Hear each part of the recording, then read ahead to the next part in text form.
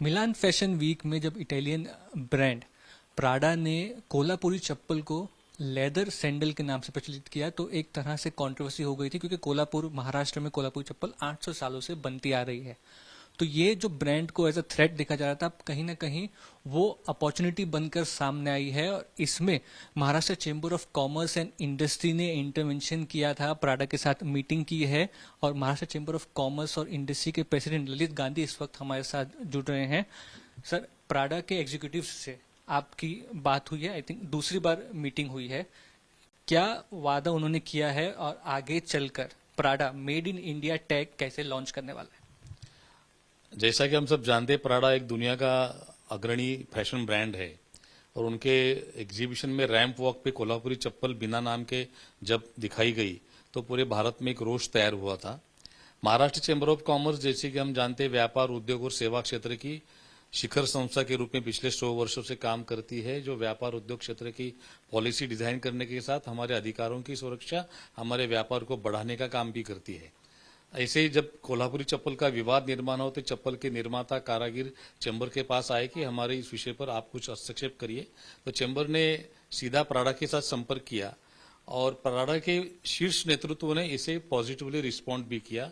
उन्होंने मान्य किया जो हमने पहले ऑब्जेक्शन उठाया था कि आप इसे एक्सेप्ट करो कि ये कोल्हापुरी चप्पल है, ये भारत की कला है। तो उन्होंने एक्सेप्ट किया, लिख के राइटिंग में दिया। हमने और 2-4 मुद्दे उनके सामने रखे थे कि इसका फायदा हमारे कारागिरों को मिलना चाहिए, जो सालों से ये कला संजोए हुए इसको बनाते रहे हैं, उन्हें उसका फायदा मिलना चाहिए। ये चप्पल कोल्हापुर के कारागिरों के पास से प्राडा ने लेकर दुनिया के मार्केट में उसे ले जाना चाहिए और इन कारागिरों के स्किल डेवलपमेंट के लिए जो इंटरनेशनल स्टैंडर्ड के प्रोडक्ट बना सके, इस तरह का स्किल विकसित करने के लिए प्राडा यहाँ पर एक एक्सलेंस लैब सेट करे और एक कल्चरल एक्सचेंज भी हो। हमारे कलाकारों को अगले लेवल का एक ट्रेनिंग मिले। इटली के कलाकार किस तरह से काम करते हैं, वो लोग हमारे यहाँ आए, हमारे लोग वहां जाए, इस तरह के कल्चरल एक्सचेंज हो। और चप्पल के अलावा और भी जो महाराष्ट्र के प्रोडक्ट्स है, जो हमारी मूल कारागिरी है, जैसे हमारे पैठनी है, हुपरी में बनने वाले चांदी के पायल है, आदिवासी महिलाएं बनाती हुई कपड़े है, एम्ब्रॉयडर्ड गारमेंट है, ये चारों प्रोडक्ट भी आज के मीटिंग के अंदर चर्चा में आए और उन्होंने सभी प्रोडक्ट के जो संभावनाएं है जागतिक विश्व के पटल पर ले जाने की, वो प्राडा ने उसके ऊपर भी काम करने का आज मान्य किया आज की मीटिंग में। और उनके जो ग्लोबल हेड थे बिजनेस के, उनके जो प्रमुख है कॉरपोरेट हेड और सारे ऐसे शीर्ष पदाधिकारी आज की मीटिंग में सहभागी हुए। कम से कम 1.5 घंटा चली इस मीटिंग में विस्तार से सभी विषयों पर चर्चा हुई है। कहीं ना कहीं महाराष्ट्र में पैठनी साड़ी है, बाकी चीजें भी ग्लोबल प्लेटफॉर्म पर जा सकती है, उसके लिए तो ये एवेन्यू ओपन हुआ है। लेकिन उसके साथ साथ कहीं ना कहीं जो आर्टिसंस है, जो ये कोल्हापुरी चप्पल घरों में बनाते हैं, कॉटन इंडस्ट्री है या जो रिटेलर्स हैं, वो साथ में आना, संगठित होना, इस चीज के लिए भी अपॉर्चुनिटी बढ़ी है, जिससे आगे चलकर कोल्हापुरी चप्पल का फ्यूचर और बड़ा हुआ है।